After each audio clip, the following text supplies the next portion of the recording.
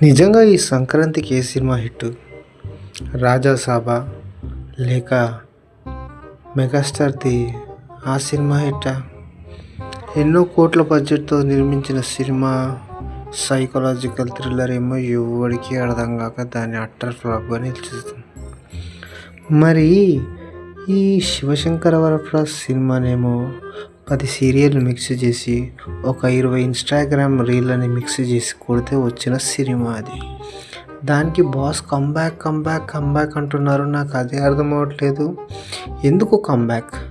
90స్‌లోకి తీసుకెళ్ళినా అని అంటున్నాడు. 90s చిరంజీవిని మళ్ళీ చూడడం ఏంటి మన ఫూలిష్ కాకపోతే. నిజంగా చెప్పాలంటే ఇది బాస్‌కి సెట్ అయ్యే సినిమా అయితే కాదు. కానీ గుడ్డి కన్నా మెల్లే నయం కదా. అందరికీ ఇది హిట్‌లా అనిపిస్తుంది. కానీ కరెక్ట్‌గా చూస్తే ఇది డైలీ సీరియల్‌కి ఎక్కువ, క్రైమ్ వాచ్‌కి తక్కువ అన్నట్టు అనిపించింది.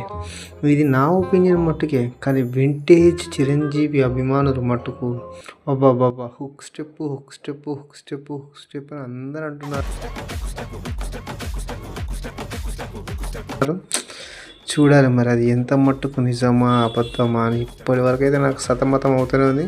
కానీ ఈ సంక్రాంతి రేసులో రాజాసాబ్ అనేది అది ఎలా జనాలకు అర్థం కావట్లేదంటే మారుతి చేసిన బిగ్గెస్ట్ మిస్టేక్ ఏంటంటే ఆ క్లైమాక్స్లో ఉండే 15 మినిట్స్ ఫైట్ ముందే యాడ్ చేస్తే ఈ సినిమాకి ఇంత నెగిటివిటీ రాకపోయేది.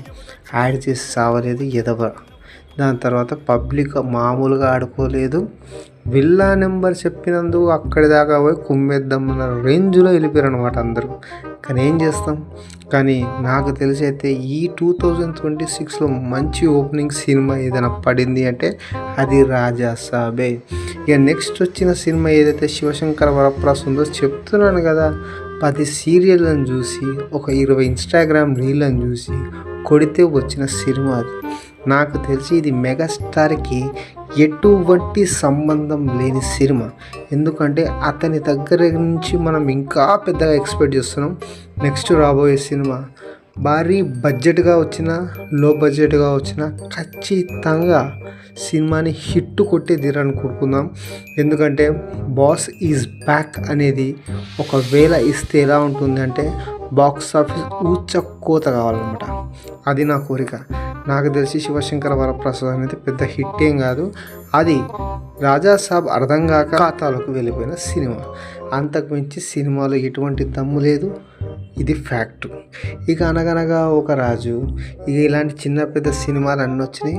పర్లేదులేండి, అందరూ చూసుకుంటూ వెళ్తున్నారు. ఈ సంక్రాంతి ఈ